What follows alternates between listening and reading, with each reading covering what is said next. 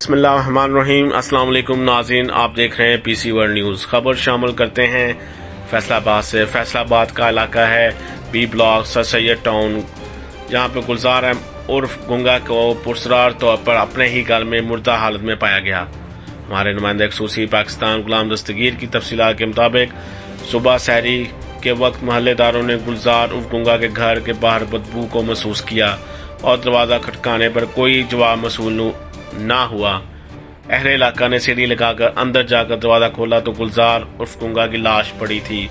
بدبو کی شدت اتنی زیادہ تھی کہ لگتا تھا کہ گلزار عرف گنگا کی موت 3-4 دن قبل ہو چکی تھی۔ اہل علاقہ نے پولیس کو کال کی۔ پولیس نے آنے کے بعد اپنی کارروائی کر کے لاش ورثاء کے حوالے کر دی۔ ورثاء نے گلزار عرف گنگا کی نماز جنازہ پڑھا کر پری مل والے قبرستان میں دفنا دیا۔ اہل علاقہ گلزار عرف گنگا کی پرسرار موت پر غم زدہ ہے۔